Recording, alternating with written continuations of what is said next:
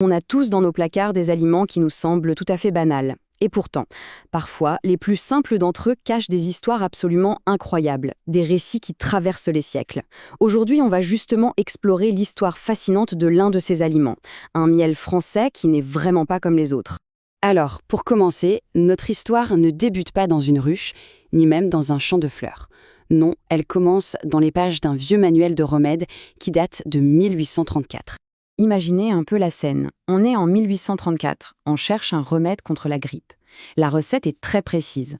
On nous dit de faire bouillir une poignée de racines d'angélique pendant des heures, de retirer la racine et ensuite d'ajouter un ingrédient un peu mystérieux, le liquide Narbonne, jusqu'à obtenir un sirop.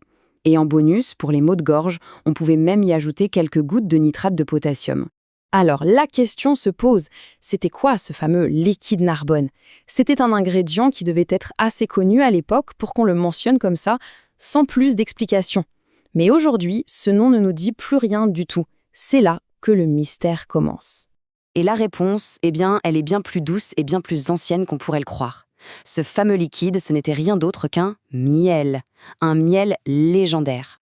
Le liquide Narbonne, en réalité, c'était le miel de Narbonne. Un miel très très particulier qui vient de la région de l'Aude.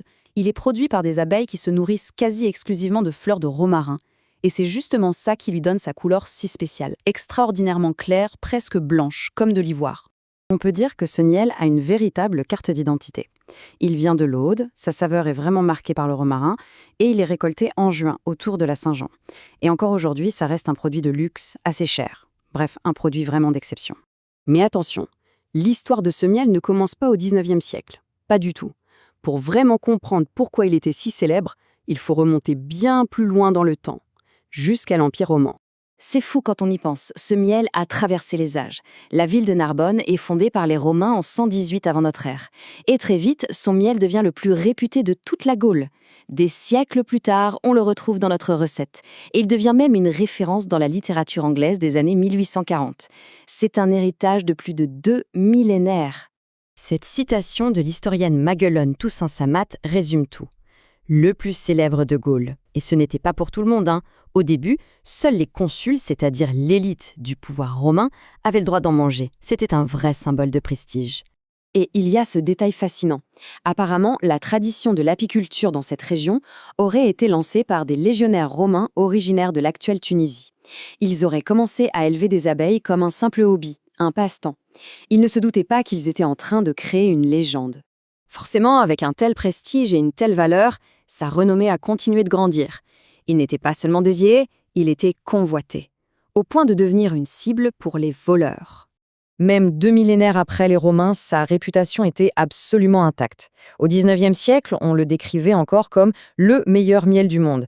C'est une longévité assez remarquable qui en dit long sur sa qualité. La littérature de l'époque en est le témoin. Dans ce poème de 1847, le miel de Narbonne est cité juste à côté des fameuses soyeries de Lyon comme une source de richesse considérable. C'était un produit de luxe, un bien commercial de très grande valeur qui générait d'énormes profits. Et là, on a la preuve ultime de sa valeur.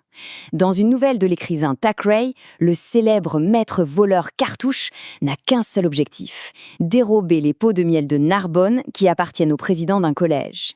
Quand un produit devient la cible des plus grands voleurs de la fiction, c'est qu'il a vraiment atteint le statut de trésor. Mais alors, quel était le secret derrière cette excellence reconnue pendant des siècles ? La réponse ne se trouve pas dans une formule magique, mais dans le savoir-faire des apiculteurs et, surtout, dans le voyage de leurs abeilles. Un voyageur du nom de H.D. Inglis avait déjà percé le secret en 1840. Il avait compris que la clé, c'était la variété dans la nourriture des abeilles. Ce n'était donc pas seulement le romarin, mais un régime floral bien plus riche et complexe. En fait, cette qualité exceptionnelle venait d'une pratique ancestrale, la transhumance. Les ruches n'étaient pas fixes. Le parcours commençait dans les jardins de la ville de Narbonne, puis elles étaient déplacées dans les prairies des alentours, et enfin, elles étaient transportées jusqu'aux montagnes des Pyrénées.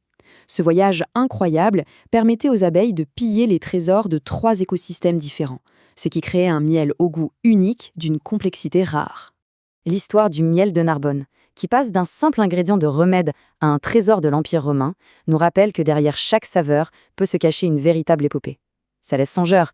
Et quelles autres histoires incroyables se cachent dans les aliments de notre quotidien, attendant simplement qu'on s'y intéresse.